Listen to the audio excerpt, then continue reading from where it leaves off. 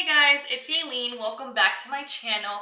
If you're new here, hi, nice to meet you. I make a bunch of lifestyle vlog content as well as music and real estate. And in today's video, I'm going to be discussing how I passed my real estate exam on the very first try.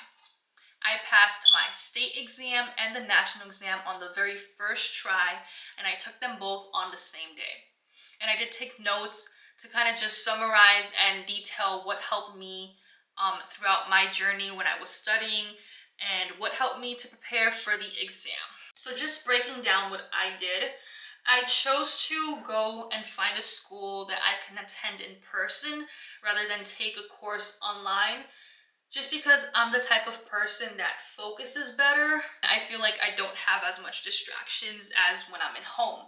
But it all depends on the type of person you are. If whatever is comfortable for you, you can take the classes online or you can find a school in person. I'm just telling you what I did. So tip number one, I took notes of each unit. And that is very basic, I know, but it really does help because when you want to go back and kind of recap.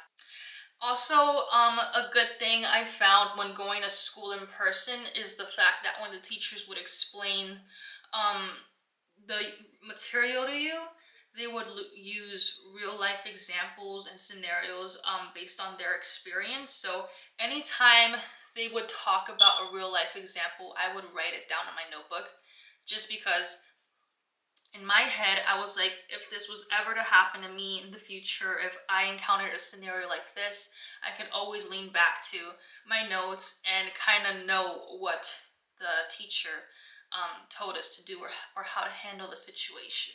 Another thing I did was I would read through the key points at the end of each chapter to kind of just refresh my memory, like I said before. As far as the Pennsylvania book, the book they have you study by, that book has a key points overview on the last page of each unit that kind of just writes down all the basic and like the must know things they discussed in the chapter. So rather than me having to look through all the pages and just, find everything, I would just read the key point overview, and that just kept me in check and helped me remember what I needed to know. The next thing is study your vocab. I cannot stress this enough.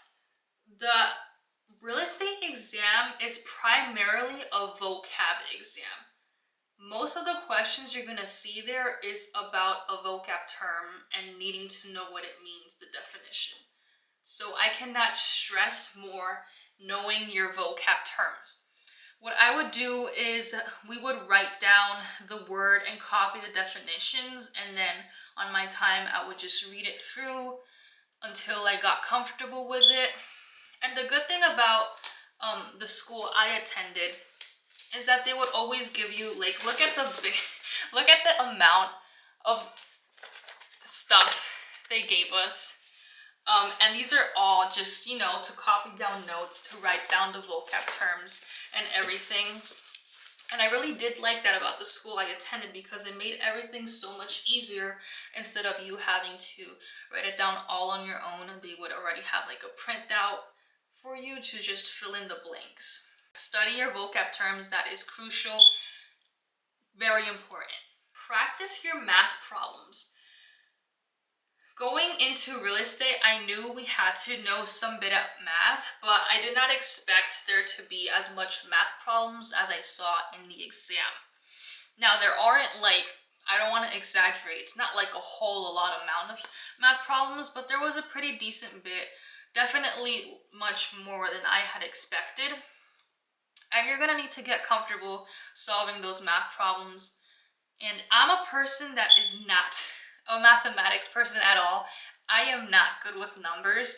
So if I pass this exam, you can too, even though there are quite a bit of math problems. Another thing I found very helpful was the YouTube channel Prep Agent. He's a very good channel to look at when you're going to take your real estate exam. He has a really good playlist where he just reads the vocab out loud with the definitions, and I would always have that on repeat to kind of just get it in my head and he also has a really good playlist about just real estate key concepts to know that are going to be in the exam. And I just had primarily like those two playlists on repeat back to back when I was driving or whenever I had, some free time. And that was really just, a good YouTube channel and good videos to just look at when you're trying to prepare for the exam. The last tip, which I think is the most important thing and the most helpful thing that you can do when studying for the exam, is to take practice quizzes, practice exams. That is the most helpful thing you can do for yourself, because it'll just get you ready and comfortable with the format of the questions, with the way they're worded.